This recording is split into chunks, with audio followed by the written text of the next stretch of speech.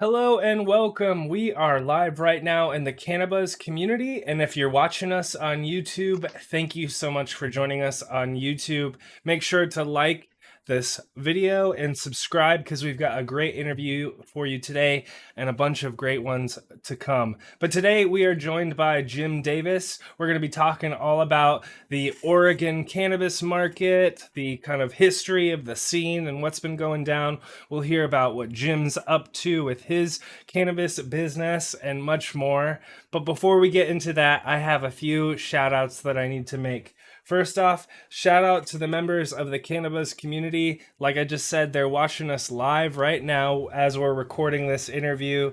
We do these interviews every week. People join us in the chat, the members of our cannabis community, and then at the end of the streams, we give away seeds for the folks that joined us in chat. So make sure to join that CannaBuzz community. You can search CannaBuzz in the App Store on your phone or go to cannabuzz.app in your browser and use the code GROWERSLOVE to get 50% off your first month. Your support helps us keep this show going and helps us do fun things for our communities like giveaways and stuff like that. So please check us out over there. And then also I need to give a shout out to our friend TikiMadMan over at TikiMadMan.com and TikiSeeds.com. He always hooks us up with the latest and greatest promotions and what he's up to. So JR, what does Tiki have for us now? Well, this week he's going to be doing a power pack release, and he's going to do it's like a BOGO, but you don't get to choose. It's just buy one, get one for free. He's doing the Detroit Runts by Sherbert Ripple, and that's his raver. And then he's also dropping the Tiki Sugar, which is his Detroit Runts, which a lot of people love that Detroit Runts, by Lemon Cherry Zerbert.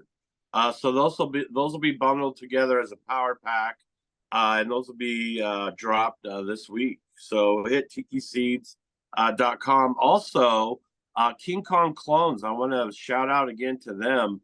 They dropped a lot of the pricing on a lot of really excellent genetics. I mentioned that permanent marker is something that people have been talking a lot about, and he has that breeder cut for $85 on wow. King Kong Clones right now. So what they've done is they've dropped a lot of their pricing on their clones so that the people like us who are in smaller situations can afford to reset our tent or reset our room without worrying about all that expense of paying $500 plus for a cut. So for Right. $85, you can get a permanent marker cut right now, and I guarantee you're going to be stoked with it. So check out King Kong Clones. And then we've got some exciting work coming up with Neptune Seed Bank. Him and Tiki have collaborated with Neptune of the North. So all of our listeners up in Canada, you're going to soon have access to a lot of those genetics that are available through Neptune and through Tiki of the North, or through Neptune of the North. So keep an eye out for that. There's going to be a lot of fun stuff, and we're going to have some updated clone menus as well. So there's a lot of cool stuff. And the last thing I'm going to mention is Tiki did say that we will have a Halloween strain that is bred specifically for CannaBuzz. There's going to be 100 packs that are going to be released on this drop, and it's going to be to celebrate the Halloween evening. So That's we're cool. going to try to put together a great episode and get rid of some packs for CannaBuzz.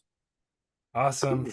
And shout out to shop.cannabuzz.app if you want to grab a CannaBuzz hat or shirt or anything like that. And then, of course, Grove Bags. I'll give the Grove Bags guys a shout out later in the episode. But let's get into the interview. JR, let's kick off Jim's intro here. Well, I'd like to first of all thank you, Jim, for coming on. I know you've been through a very long and arduous journey to get you where you are right now in front of us today. But this is just kind of to overview some of the highlights. You started out in the medical, then you went into a rec situation. You're part of the Real Eve Farms. And they're out of the Eugene area, and they're providing good living soil medicine to that community. you've been really through every aspect of the grind that legal cannabis has to offer, and that's some of the stuff we're going to be teasing and touching on. You're an amazing artist, digitally and on canvas, and you're also one hell of a drummer. So we got a lot to talk about, my friend. And Yeah. welcome to the show. It's good to have you. Thank you, man. It's awesome to be here. We've been talking about this for a while. Yeah, Yeah. we have been talking about this for a while. And I'm glad that you finally, got the time to come on and kind of break things down for people. And Yeah. one thing we always do is we always ask you to kind of tell us about how you fell in love with the plant and how your cannabis journey started. Yeah. Oh, sweet. That's cool. It was it's like burned in my mind forever. You know how that is, that moment. It was 1986. I'm in a garage barn working on a 69 and a half Mustang with my friend. And it's late afternoon, it's hot, radio's going. And his older brother walks in and says, I'm going to show you guys something.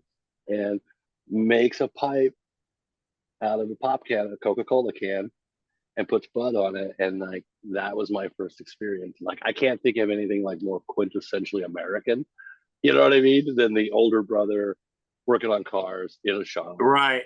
Like, and I knew, like, I think, like, I remember that first, like, swirl, right? That first, Yeah.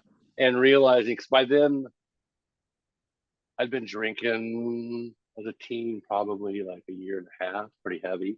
And I remember thinking, like, oh, like, I like this better, Yeah, me too. and like, yeah. And so, like, but the taboo on it, we all know that, Yeah. it was 1986 though, man. You got to realize I would drive up in my truck, get out, go into a store out here in the country, put my suitcase of beer on the counter at 2 in the afternoon, give the man cash and walk out. Like, Yeah. that's kind of how alcohol, at least where I grew up, was just like a birthright, part of your passage, Yeah. And so, like, weed was always downplayed, everybody just hated it, devil's lettuce. So, like, I always kind of hit it, except with the, those cool friends, and like, but I didn't know it was medicine. I didn't know that was fixing what was broken. It was even causing me to drink at that age. You know what I mean? Like, I didn't know that. Right. And I hadn't gotten sick, and I hadn't had the sheer damage that I have now. It was just mental, and like, I wish we'd had the science back then, because like, it'd be a totally different life. Yeah. So that was my first experience. I'll never forget that. That's incredible. And so I'm going to kind of go through some of the timelines of that medical era that kind of led up to what rec was. And then I'm going to have you jump in at that point and then kind of tell us where your journey started after that point. So in Oregon in 19 Do you mean, well, I mean, there's several phases to this, right? Do you mean legacy? Do you mean medical, and then rec, right? Because, like, everybody says, I just want to say, because like, everybody says medical, and it's like, no. I'm talking about the days of piracy, like the days, Yeah. So, okay, is that where you're starting? Or are you going to start? Well, I'm going to start with legalization from the framework of medical, and then lead up to 2017 where rec happened. And then at that moment, I kind of want to start your journey from there, because I think your testimony to what that rec experience has been like is going to be a very powerful story that I'd like people to hear. So starting off in 98, we had ballot measure 67 passed. It gave us medical rights, but we had limitations to that. In 2005, that opened up, and they really allowed us to start going to clinics and seeing doctors and getting a more established plant counts and stuff like that. And meanwhile, leading up to this, David Frohnmeyer, our former attorney general, had just left office and started working with a lobby group called the OCIA. And friends of his and colleagues of his somehow ended up on the board for the OLCC, who made all the rules that were broken down for all of us. And so in 2013, we started getting an establishment of dispensaries in the medical realm. And we had the ability to bring our cannabis as a grower to the dispensary. It would get tested, meet all the all the guidelines that are set before us, and then if it passed, we would be compensated for that.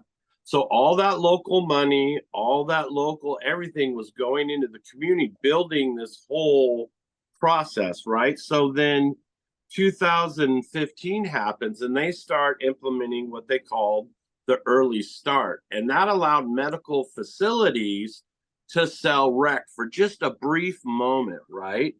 So then we kind of had that dispensary model going. We had set up all the distribution channels. We were creating all this money flow in, building all this infrastructure. And then right at 2016, Kate Brown kind of blurs those lines. And then 2017, they come out and say, if you sell rec, you're not allowed to sell medical. And if you sell medical, you're not allowed to sell rec. So that all happened in the waning hours of us flipping from medical to rec, which put the boot on all of us medical providers. And so then in 2017, we challenged that before our Supreme Court in Oregon, and they decided that the OLCC absolutely has the right to create basically whatever rules are in that framework that they want, because we did not write it into the Oregon Constitution. It's not written into our Constitution. So that changes their ability to, kind of manipulate things. So meanwhile, this lobbying group that has these individuals on the board, I mean, literally the chairman of the board, or the chair of that board right now for the OLCC, is the same guy that was with David Frohmeyer back in the days when all these rules were being written. And so now 217 happens and we have that recreational thing happen. And that's where I want to start off with you. So rec happens. How did you get involved with going down that route? Jesus. So coming from a legacy space, running the market in like medical, you remember those days of like stacking cards, stacking houses. Yes. And like I thought medical was a joke early on. Right? Like I really did. As a legacy person, I was like, you're fucked. I didn't know if we could cuss. You're fucked. You guys are idiots. They're just gonna get your paperwork. They're gonna find out where you live and just come roll you. Like you're dumb, because there's like a photo of me for like 15 years. Like how we lived. And like so like I don't know. At the end of like I got involved with Mama. Remember them for a while? I don't know if they're still around. The medical people that get you your card. Like that really helped me change. Like because like in the legacy days, I was just talking about this morning. The friend like you don't help as many people as you thought you did. Like I listen to people talk about medical, and this is no offense. This is no offense. It's just a different. They've got 16 people they might help. You know what I mean? And so I'm sitting there and I'm meeting people at Mama. I'm meeting cancer patients. I'm like meeting people at parks on the sides of the road to give them Pico in the middle of the night. You know how it was. Clones in the Weimar parking lot because you met someone on Craigslist. Like, and you're doing all that and you're watching this. And then finally I came to a point where I was like, when the idea of rec came up, I just saw a chance to serve more people. More than my 20 people, right? And my heart was in the space of if I can get Johnny high and to buy my rec weed, I can take care of Janie's medical needs. But it's just so much money. Like why the money was stupid, And so that didn't happen. Like you said, the last minute, like everything, and then like it just kind of all fell apart. I came in, I think so like I'm trying to think. Right in through there, I had, I was telling you on the phone this morning, I was in full opiate addiction. through that phase, right? Just full opiate addiction and doing all that and trying to help people while battling my own illness, you know. And so I hadn't I met Geek Farms, Geek Mike. We had been friends on overgrow.com back in the day. Like a lot of my friends on Overgrow have settled in this valley and like we all found each other again. And so I'm talking to him and he's like, "Hey, I'm gonna open a crow store. You want a job?" Yeah. I was like, oh wow, the idea of becoming legitimate. You know what I mean? The idea of stepping out and like so I did that. And that was part like the store kind of fed their grow and like, you know. And so I kind of started seeing how that was working and and then it was here to stay and that we were helping so many people. Because like I said, before people like you only serve 16, maybe 20 people. Now tens of thousands of people every night can go to a well-lit place and get clean medicine. I mean, we can argue about the quality, but like it's accessible to them where they'd never even Yeah. had that in their life before. And so I did it. You know, I took that chance. Like that was hard. It was hard. Like for me, like mentally, it was giving up how I lived, my identity. You know what I mean? Yeah. Yeah. And for me, like my worst nightmare, like the thing that just makes me crazy, is having a collar and serving a master. I had worked my whole life to have no master, no crown. And so Yes. this idea of becoming a state dog or a law dog really was hard on me. I remember sitting there with our money person, and she's like, "You don't fucking exist. I've looked you up, and you haven't been on the boards in like 16 years. Are you sure you want to do this? Because this is almost perfect. You know, just keep doing what you're doing." Yeah. And Yeah. like, there was that moment where I was like, "Yeah, I'm gonna take the badge, so to speak. Like, I'll do this for a while, you know." And then when the grocery store closed, like, I ended up going to Doghouse, and through that period, what is there like 721 dispensaries in Oregon? Yeah. I think I've been to 600, like Yeah. doing vendor days where like you're there just pressing flash talking to people Yeah. and doing that for the last 6 years like gives you such a unique ask. Nobody, I'm gonna rant. Nobody fucking talks to the consumer. Like No. when I talk to other people in this industry, and this is kind of my gripe in general with like medical and rec. Like we all say it's about the patient, but I don't see that in a lot of people's walk Yeah. because I'm in those back rooms. I'm the dude in that back room, and I hear you fucking talk, and I don't hear you talking about the patient, even in the medical days, for real. Like it's like a buzzword.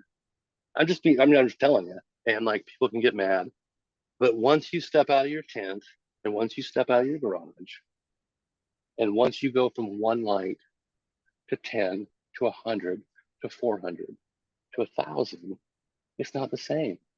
Yeah. You know, it's a Yeah. different grind. You know, And and so oh, Jim, this, can I yeah, stop you there? I yeah, remember you made a very definitive because we were kind oh of yeah, I friends remember on this. media, social media, and there was a Yeah, very definitive moment where you said, "Hey, folks, I'm going legal. This is the route I'm going. yeah, If you're not fucking with legal, drop my number."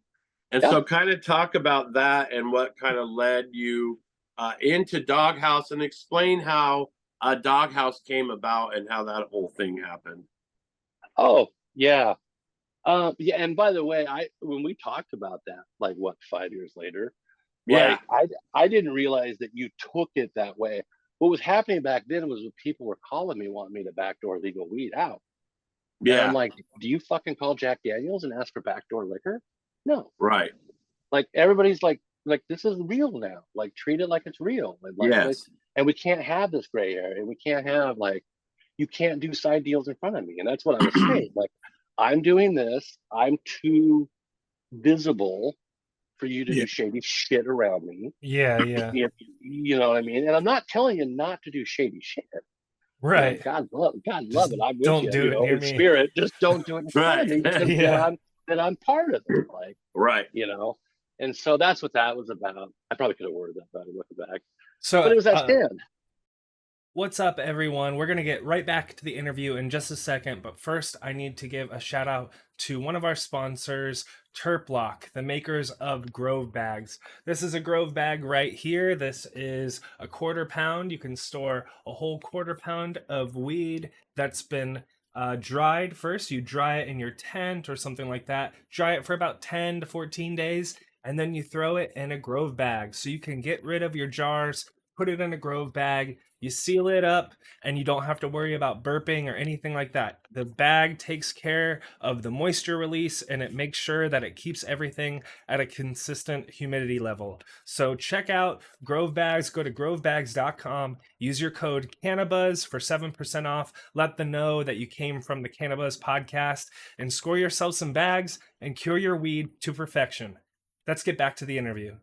So I have a question for you too that I'll jump in with. So you were talking about doing those like vendor days basically at dispensaries, and I've never worked on your side of the business or whatever. I've always been a customer going to these places and seeing usually it's like someone standing at a table, frantically trying to get your attention on my way to go buy some weed or whatever. Um, Right. how I'd love to hear your thoughts on how do you make that experience most impactful for you as a business person, because obviously you've invested a shit ton of time and money on this, and Yeah. if you're a thinking person, and especially someone like who owns the business, you're Oh, gonna want to absolutely. think like, is this a waste of time? You know what I mean? Or Right. how can I make this Right. most impactful for me and my potential customers? So yeah, I'd love to hear Oh, kind of your it, thoughts on that. it's pretty easy. I thought maybe you'd heard stories. Uh, you're like, that was a loaded question. No. Uh, no. So I don't do vendor days like other people. It took me Yeah. really, really quickly. I'm hard to ignore when you walk in. Like I'm hard to miss. So I don't have a problem being like, hey, come over and talk to me. Uh, but I ditched the table pretty quick. So here's how I do it. Like, so for me, mentally, you come correct with your good product. That's the cost of entry. If you fucking can't do that, I don't even go past go. Yeah. So you get your product locked down, you show up to vendor day, and you turn a switch on the way there. At that point, don't worry about selling your product. It'll sell itself if you're good. I'm there for the people. I'm there for the community.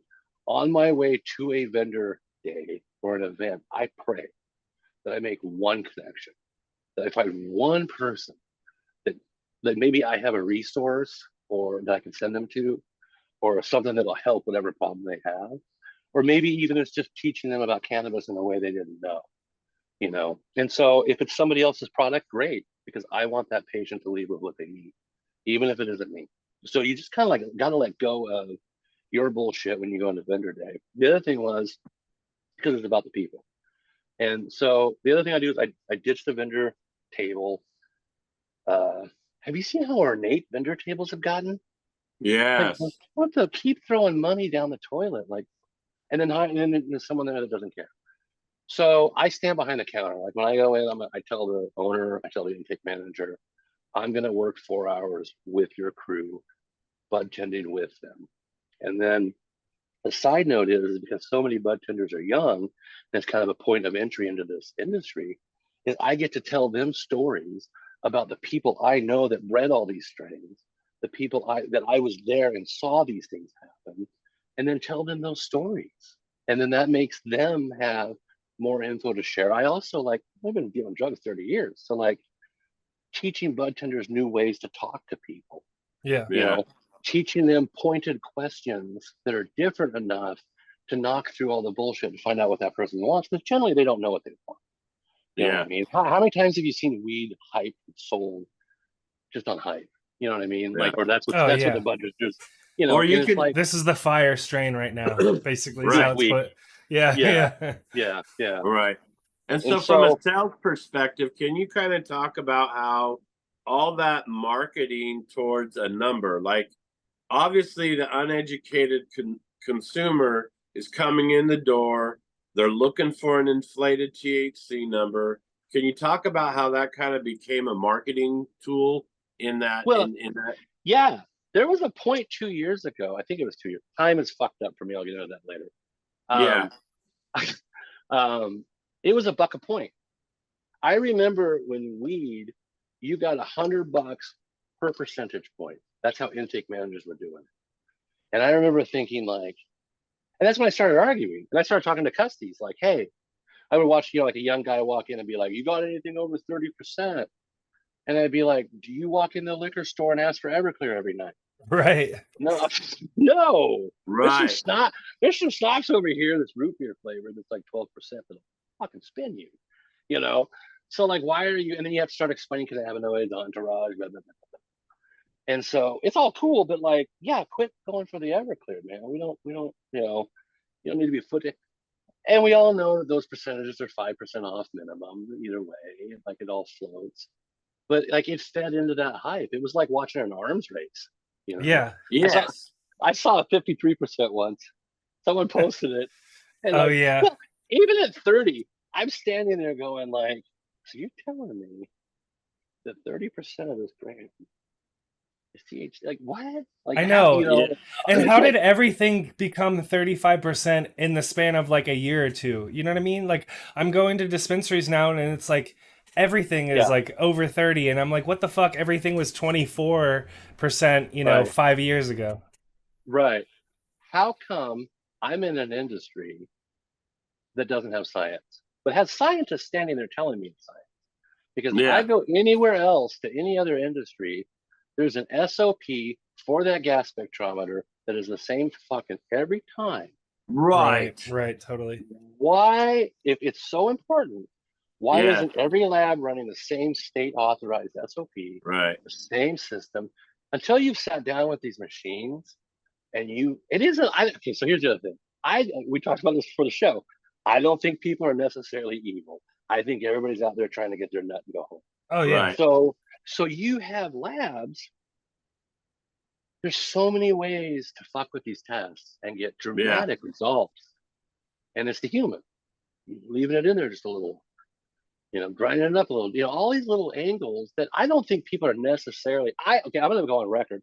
I have never been approached by any lab in this fucking state that has said, I'll get you the numbers you want.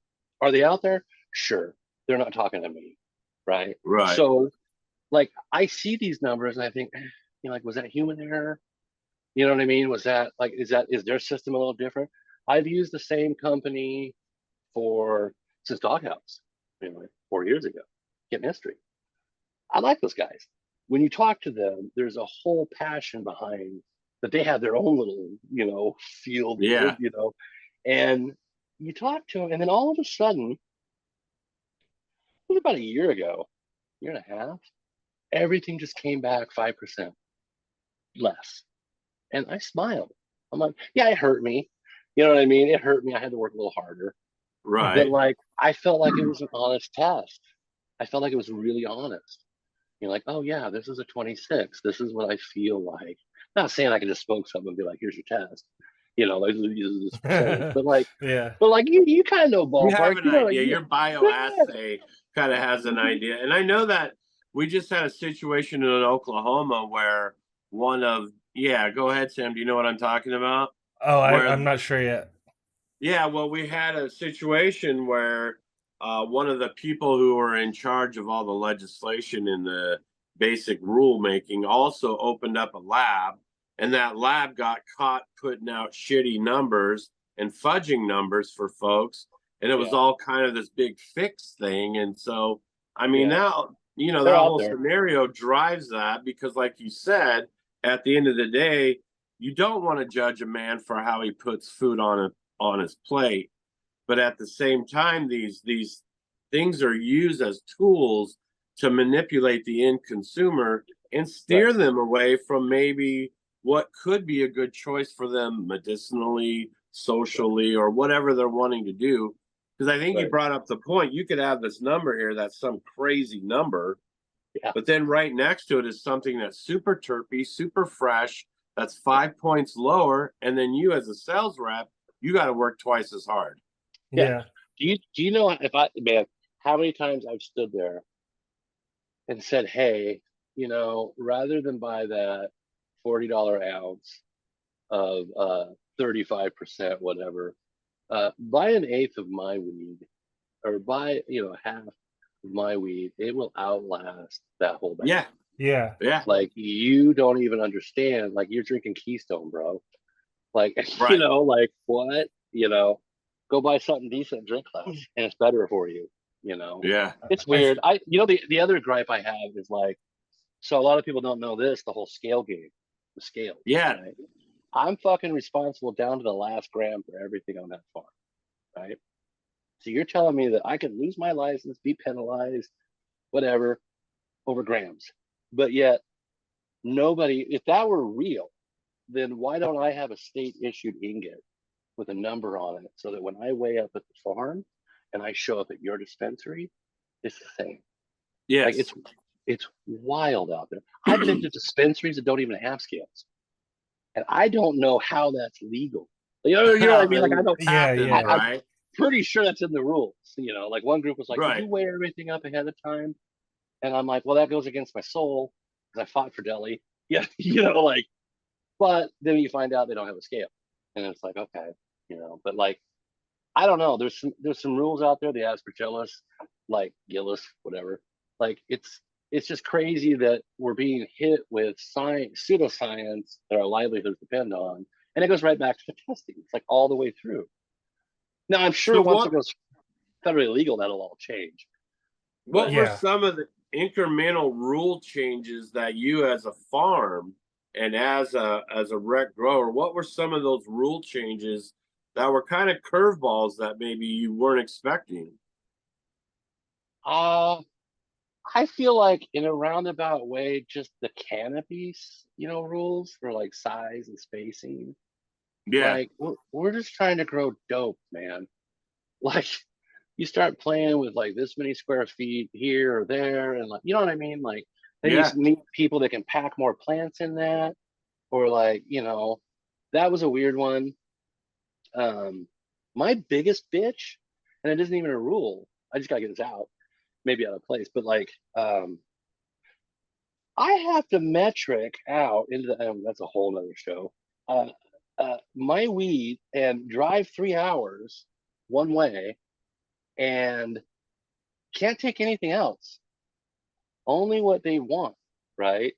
So I can't have, I want to see down the road where like people can carry like a Schwann's truck. Like, I got all this on the truck. You don't like this? I got this. Right. I don't understand. Like, if people, I've had, I'll be honest, I had the Earl of Leicestershire come out and take a tour because he wanted to do CBD with a friend over in Leicestershire. So we're doing this big long tour, spent the day with him. And like, at one point, the guy turns to me, he's like, I have a master's degree in business economics. And he's like, not me, him. And like, he's like, I don't know how you're standing here right now. It makes no business sense. And it makes no sense for me to invest in anything cannabis related, because like, the half of every dollar you don't get to keep, taxed. You don't get it. You don't get any write-offs. Then you've got regulations, then you've got licensing, 5,000-6,000 a year just to get your license. That's not including all the bullshit to get that signed off. Like last year we had to spend $3,000 to make fake covers to go over the fans at the end of our greenhouses because the sound was too loud, even though it was the facility next door. It's just shit like that. And you're just like, oh, I'm gonna take it in the ash because I'm used to it because I'm weed. Now stand up and you just do what you got to do to get to whatever it takes. Yeah, right, and exactly. So it's the constant stuff like that with no reprieve. You see other farmers, catastrophe hits. If corn farmers were in this market right now, they'd be subsidized. Yeah, I was gonna say into brand new Dodge Dualies. Like, come on. Yeah. And here we are. Like, I told the owner of Leaf at the last cut, he's like, how he owns all the magazines. He's like, how bad is it out there? And I'm like, last year I stood here with my two mentors, and they're both out of business this year. They're not here. That's how bad it is. And it's like someone's foot's on our throat, and we just never get a break. I don't know. I was this morning. I told someone, I was like, I've never worked harder for less than in rec cannabis. I've never been poorer. And we've worked forever. And we've been kind of pressing that point. You guys are taxed with no representation. You have no access to any kind of financial resources. Insurance is a joke. Nothing, none of it. You have no write-offs in your tax situation. Your corporate tax rate is between 60 to 80% as a business. And then your borders are closed and you have no way to export. So talk about 2018 to 2021 when we had a surplus of millions of pounds of weed. Talk about that time and what that was like trying to navigate when those pound prices dropped from 28 to 1200. I'm gonna probably say some unpopular stuff about this, but it's just what I saw. Okay. That number wasn't real. That number is there every year. It's counting wet weight and it's not taking out what oil people are going to use. Most of that is extracts. And then it goes away by February because it's not there April. It's not there for 420. So what happened was a group came in that had a special interest. They made that piece up and ran it, I think, in a Colorado paper, and it went crazy. Remember that? That's the year you're talking about, right? Yes, yes. That action fucked me, fucked everybody I know. It wasn't real, in my opinion. Now, was there more poundage? Probably. Was it something that we couldn't just get rid of? We did, and we do every year. So that was kind of, in my opinion, I'm sure like people are going to flip out, but like, in my opinion, that was either an effort to destroy our market early. I would say so. Right. Or just at least break some people.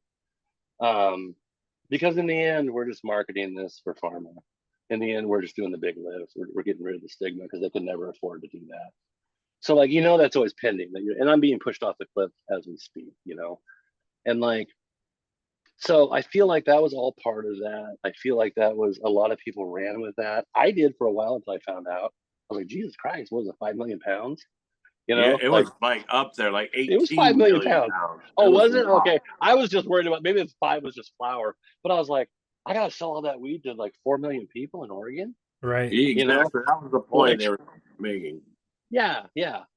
I mean, Oregon's probably, I'm gonna get hate mail and send it to JR. Oregon's probably one of the toughest markets in the world. Here's my thing, only because there's only 4 million people. Some states have, that's their cities, and then everybody has been growing dope for so long that they've got a cousin or an uncle. They've already got something set up, and so like you're really going out there. You're making new converts every day because like there's a lot of people that already have their system in place. Right. So it's very like I don't know. I think that, like I said, I think that thing was like partially fabricated. Maybe it was a temporary glut. But last year was a glut too, and we plowed through it. People were begging before 420 for weed. Everybody was dry. So I don't know. That was a weird one. But prices, the actions of that, man, the prices did plummet. I would go back into the like bosses' offices and just be like, this is the new. Every week it was something new. This is the lower new price. This is the lower new price. And that's when like everybody started rethinking how they grew. Because again, you're at scale, you can't go back. Right. You just can't turn around. This is to the end. And so I saw a lot of people with organics over their door switch to salt that year. Yeah. Just to get the job done at a price point that made sense. Yeah. I saw a lot of what used to be worm tank tea brewing in the background suddenly blue. Yeah, right. Yeah. And I get it. But like, just tell people. Right. Anyway, yeah, that was a weird phase, and like, your good intake managers, like most of the people. Well, right now, everybody I work with that I have we're in their stores, are people like I barbecue with, like I eat with their kids, like their family. I won't do business with you usually unless you're like that. And like, but I'm in a different. Really was in a different space. Like we're about as craft can get, you know. Yeah. Mhm. But We're you know, just at in, the end of the day, I think that's going to sustain people when we get through this moment that we're at right now. Because as we mentioned before, this whole medical thing happened and it put the boot on our neck that we had built everything for rec. Well, now yeah, rec has built everything for the feds and the corporate structure. So now as all the rec people are suffering and dying off and falling away, like you said, it's just going to be easy sweep. Come in, grab it yeah, all. The norms have happened, all the infrastructure for distribution, all the point of sale, everything's all in place.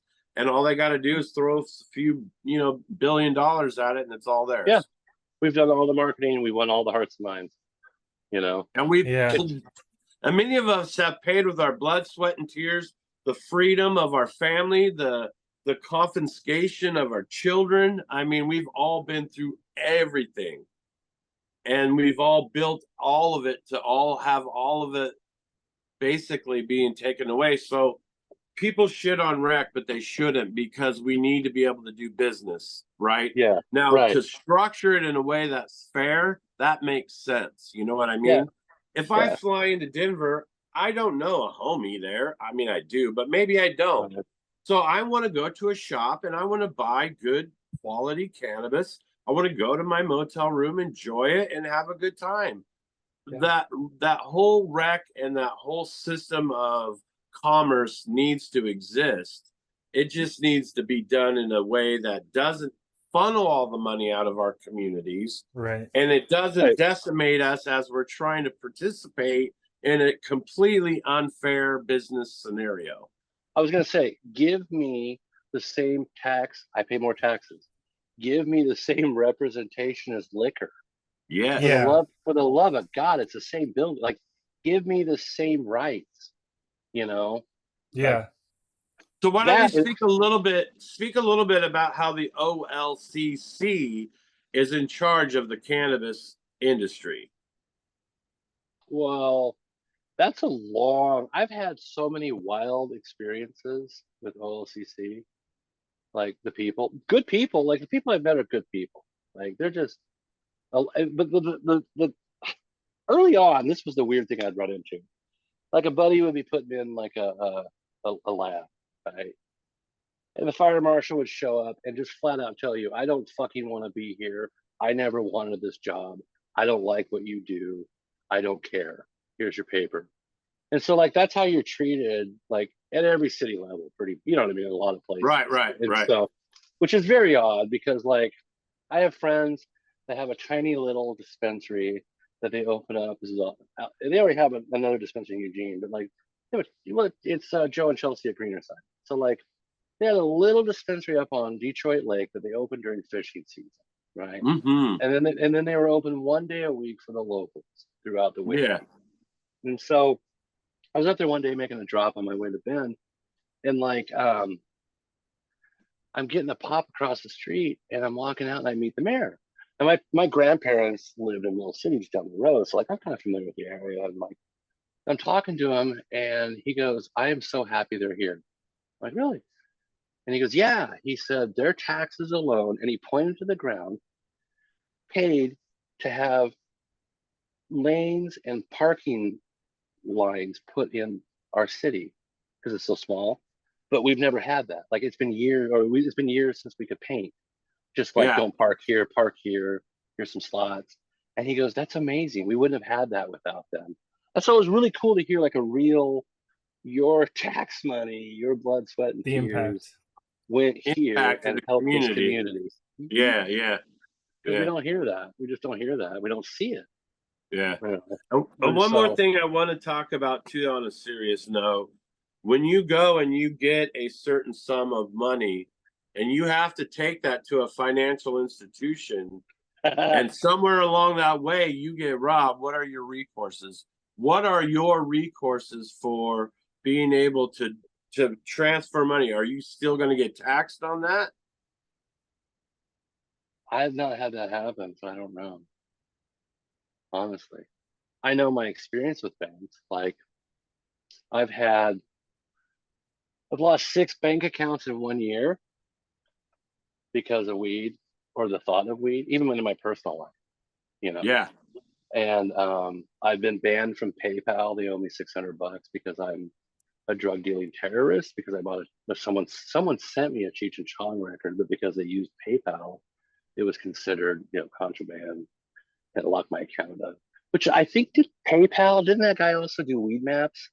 So it kind of seems like kind of weird. I thought they did like a point of sale.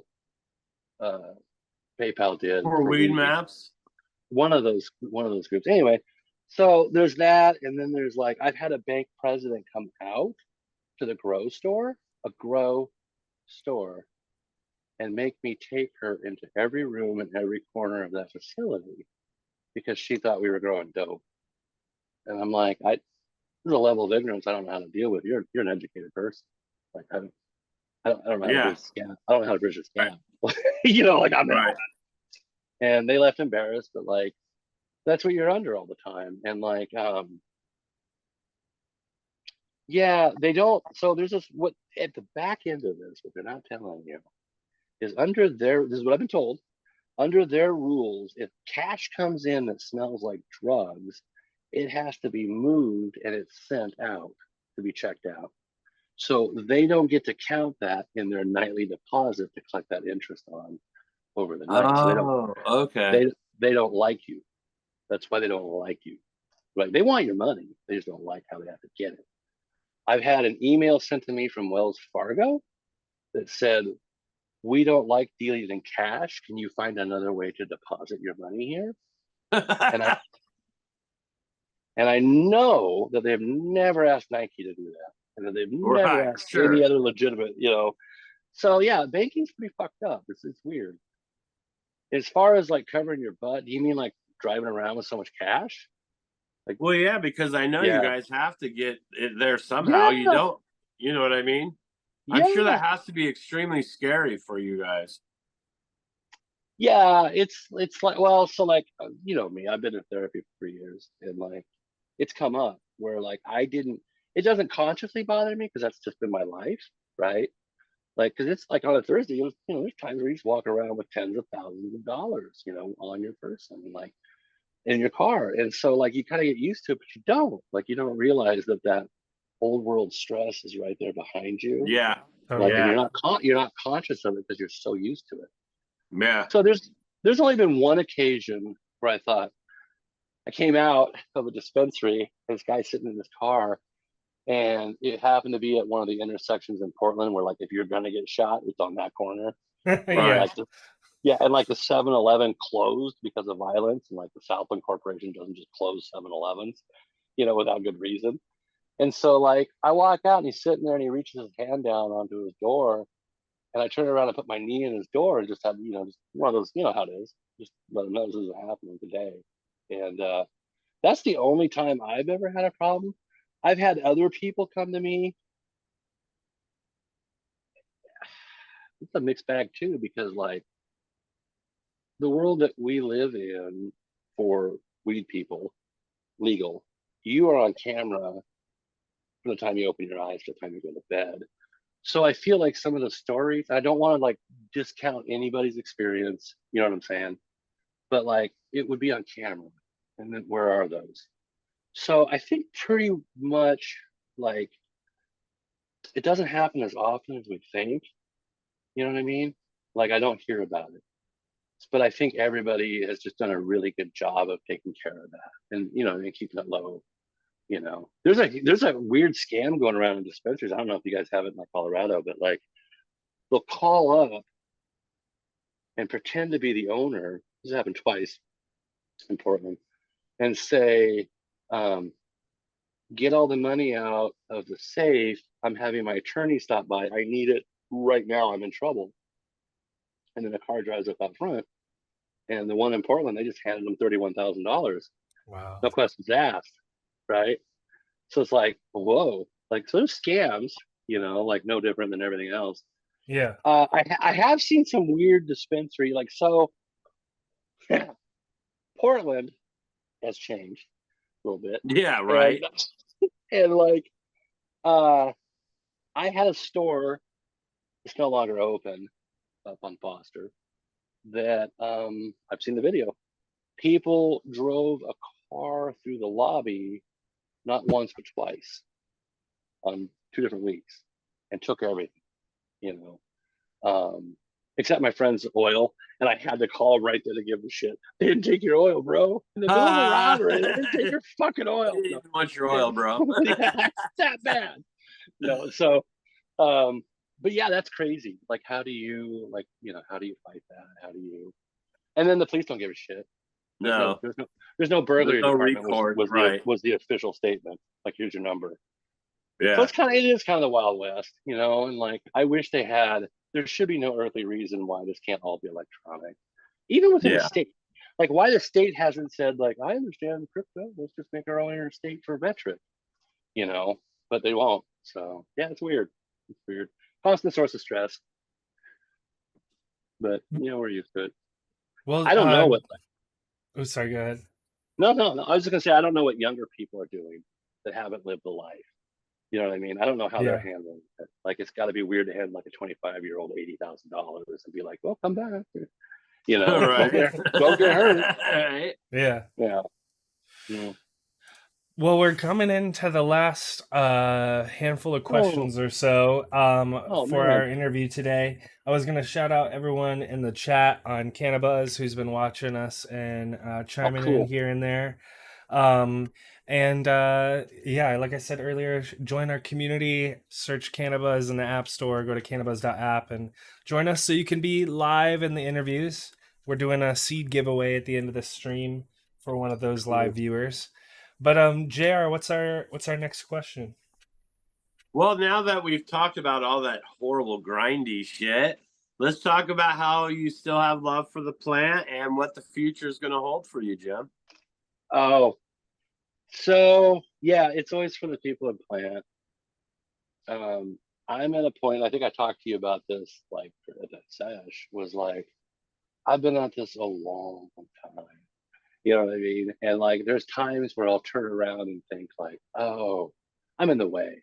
You know what I mean? This is somebody else should be doing this, you know? I've just been, I'm trying to find a way now to stay involved in weed, but go do art and build cars and bikes and just kind of like do my thing. You know, Yeah. I've been building everybody else's dream now for Right. quite a long time. And I've subsidized a lot of businesses, you know, and so I'm just like going to turn that inward. And I've been back, you know, my 10-year art block is over and Man, I everything's got to coming tell you back. that sprocket piece that you're working Thank you. on, I've Yeah, been thank you. following it. It's looking fucking really good, Thank man. you. Thank And you. It's been a I think birthing. to be able for you to come out on the other side and use your passion for art as therapy, I bet Yeah, that's been kind of a saving grace for you. it has. Like it's been, yeah, man, it's been so amazing because even when you're just sitting and sketching out ideas, like you find healing in those moments because like you look back at it, like, why am I drawing this? What's the why? Like Yeah. why am I feeling this way? And then you like go through it and after all these years of therapy and brain hacking, like things are happening faster and like, you know, and so it's rad. Like I'm fucking loving it. And like, I don't know, but I'll always like, I don't ever want to leave weed. You know what I mean? Like Yeah. I always want that there. And it's just finding your new identity in that, like where your place is. And I hope that like, I don't know, I hope that like me doing that, it frees up places for other people to come into their power and like, Yeah. you know, and like find their passions and find their way, you know. I think we got a good group of people behind us. It's weird. It's like, I'm sounding like this is like a retirement speech, but it kind of is. Yeah, it kind of is. Like, I haven't really told anybody, you know, like maybe close friends, but like, yeah, like, you know, and it's different. And like, the market's going to look so different in 3 years. It You know what I is. mean? It's going to look so Yeah. different and the faces are going to be different.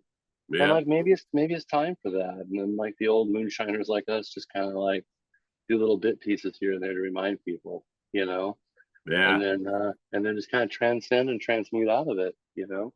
Yeah. And then Yeah. and become compost again. I don't know. He's beautiful. Someone said that the other day. They were like, "You guys are like the last generation of moonshiners and smugglers." Like, Yeah. I never really thought of it that way. It's like, yeah, they didn't Right. really do that. no one's doing that anymore until like now, No. you know, and what we've seen and like, I don't know, it's kind of cool. But I do look, I don't know, like who knows what the future's going to have, you know? Like, and I think like for the younger people, that's going to be okay because they don't know any different and it's new for them.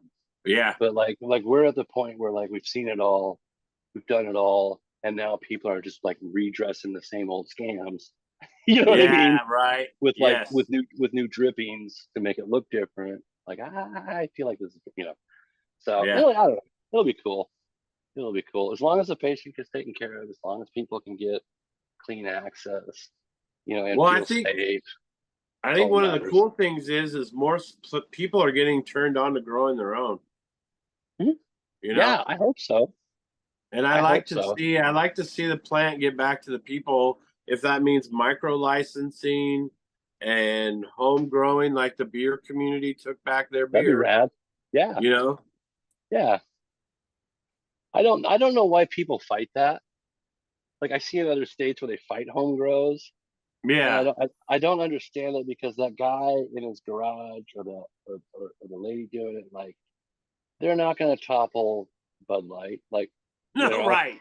I'm they're not not. threatening Like them, right? why do you feel threatened, bro? That's what I don't get about the states that say no home grows. Like I don't, they're never going to take you out. And I think they're so afraid. I'm gonna be real.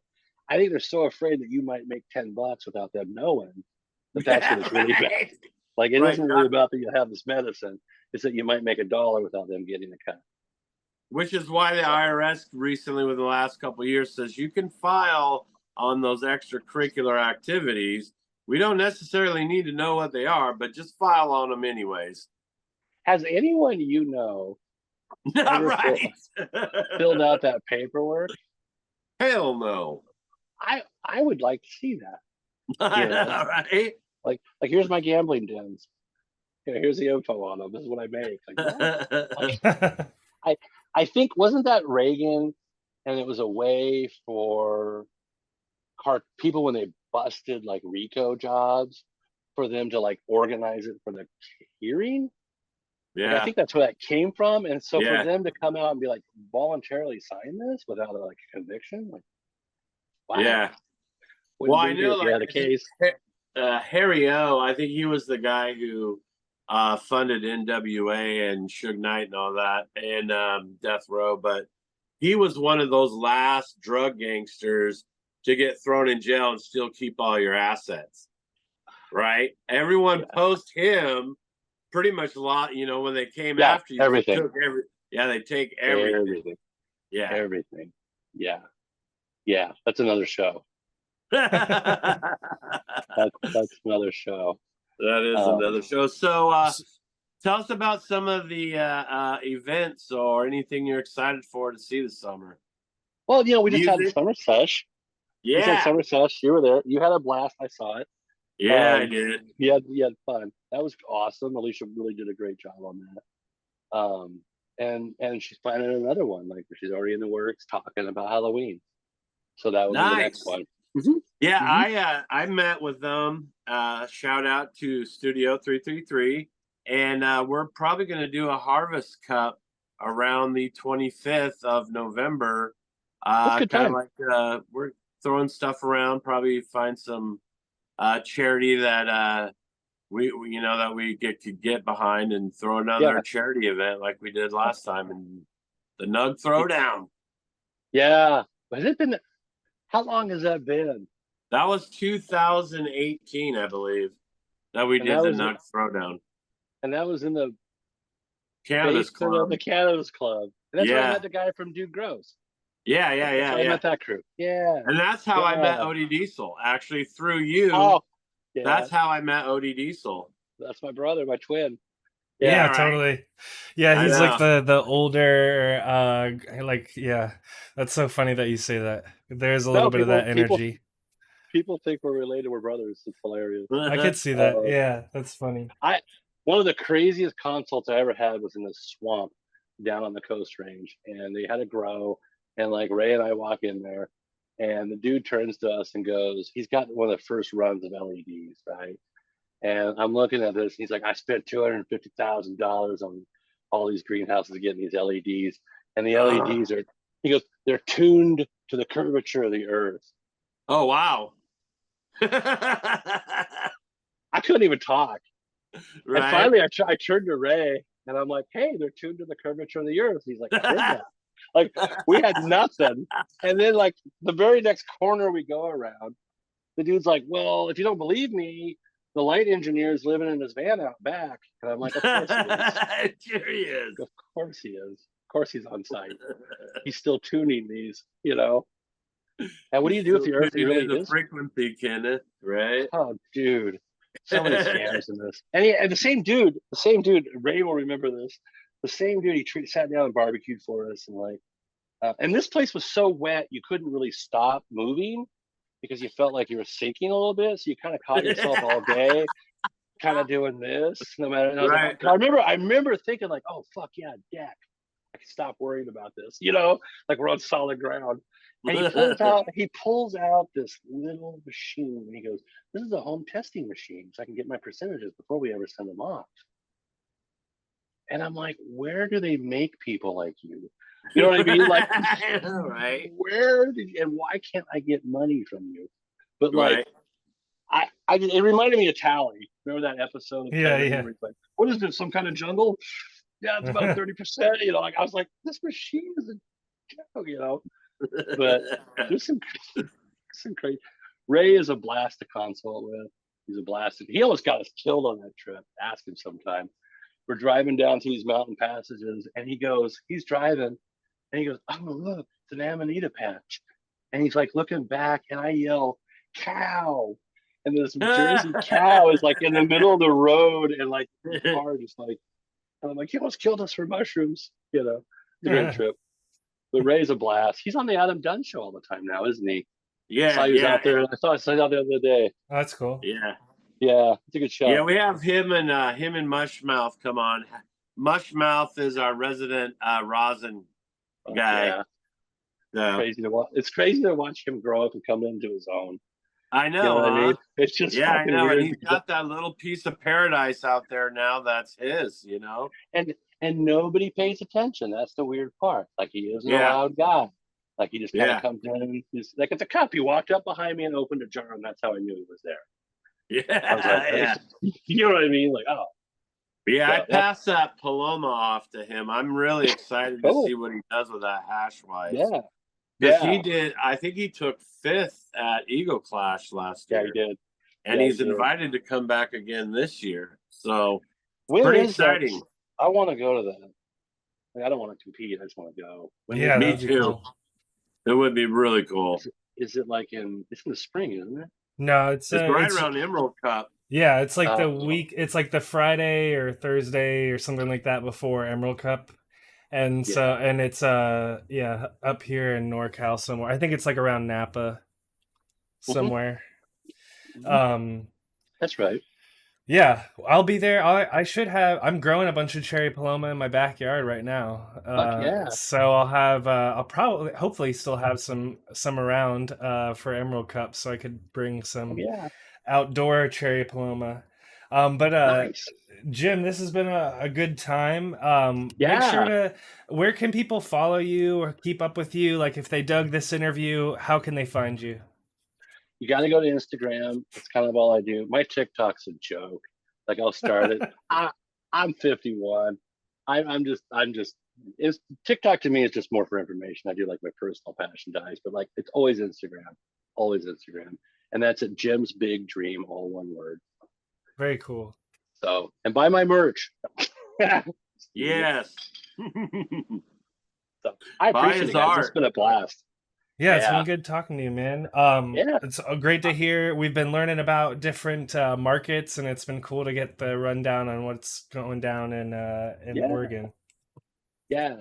Next time we'll talk mushrooms. Nice. Sounds good. We can do a whole episode about that for sure. And you know, that's it's funny you say that because we had Sebastian on. He's our resident mycology guy, right? Yeah. So is he good? Yeah, he's really good. I have one last question for you, Jim. Okay. Name your top 3 street taco joints in Portland. Oh, man. You just data-minded me? Because if you said Salem or Oregon, it would be a whole different. So like that's hard, right? Like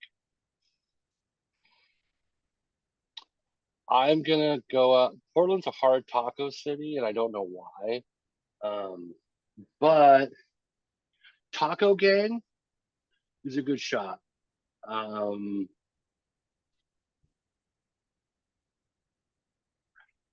Tito's Taquitos out on Salvia Island, but you got to get there before 3:30. Killer place. The other ones are just kind of floaty. I'm still looking. Like I've got Eugene nailed, I've got Salem nailed, but Portland's still a little aloof to me. You know what I Nice. mean? Yeah, it's hard. Yeah. I don't know. It's just a different market, and like I run into a lot of mids tacos where, and this is not me being a dick. I'm not trying to be a dick, but I am a taco person. But like Okay. showing up to just the same old that I can get in my hometown is, and I see a lot of that in Portland. Or I'll see people kind of get close and then like miss it. Yeah. Thai tacos, they're good. But like nobody that sticks in your mind like Azul's, Yeah. or Tito's. Like I don't understand that. I don't know if it's emerging. I don't know if it's like cultural in the town. I don't know.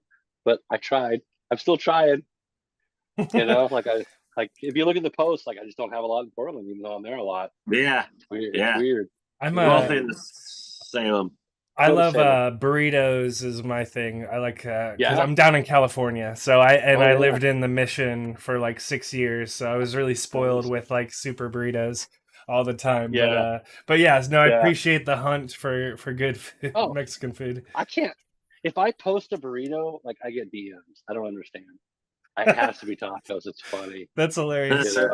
Yeah. So like you do burritos though. That's awesome. That's I just funny. do I them on the should do that. side. I don't show you. Yeah, Yeah. that's funny. So Well, it's been a blast. yeah, good hanging out with you, Jim. If you guys have enjoyed this episode, make sure to press the like button so it tells the algorithm that this is a good one. Leave us a comment. Let us know how you enjoyed the interview on YouTube. We really appreciate it. And as always, shout out to our friend TikiMadMan over at TikiSeeds.com. Our friends Grove Bags at GroveBags.com. Use the code CannaBuzz for 7% off your order. And then at the end of this episode, we'll be giving away a pack of seeds to one of our live stream viewers in the CannaBuzz community. But as always, we've had a great time with you. Make sure to join us in the next episode. Jim, thanks for joining us this week. And JR, we shout out everyone at the end of the show with Growers Growers Love. love. Thank you guys.